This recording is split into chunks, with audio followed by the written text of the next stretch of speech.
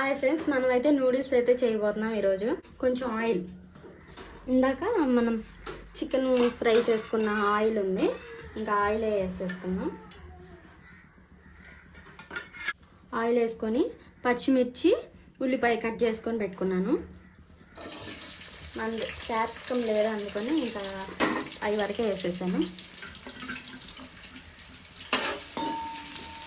ఇవి అయితే బాగా ఫ్రై చేసి మనం ఇట్లా వెలాడుగా ఉన్న గిన్నె పెట్టుకుంటే చేయడానికి బాగుంటుంది, టేస్ట్ కూడా చాలా బాగుంటుంది. ఖాళీగా ఉన్న దాంట్లో, ఇరుకిరుగ్గా ఉన్న దాంట్లో అయితే అంత ఏం అనిపిస్తుంది, టేస్ట్ కూడా చేయడానికి కూడా అంత. అవి అయితే ఫ్రై అయిపోయినాయి. కోడిగుడ్డు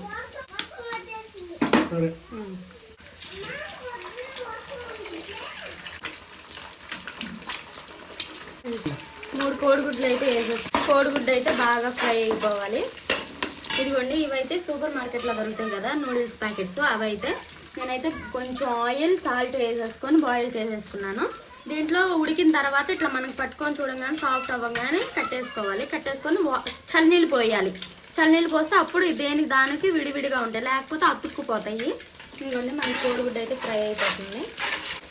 ఇందాక నేను చికెన్ పకోడీ లాగా వేసుకొని చికెన్ వేసేసుకుంటున్నాను. ఇదిగోండి,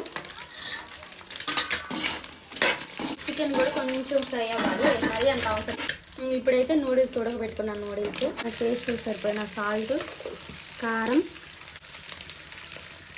గరం మసాలా కొంచెం ఎక్కువ వద్దు, చికెన్ మసాలా, సోయా సాస్ కొంచెం వేసుకోవాలి, లేకపోతే టేస్ట్ మారిపోతుంది. గ్రీన్ చిల్లీ సాస్ కొంచెం,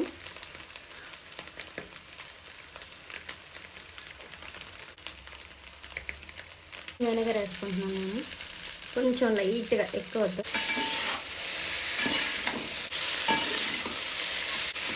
వేసుకుంటే ఇంకా అయిపోయినట్టే మన చికెన్ నూడిల్స్. Chicken noodles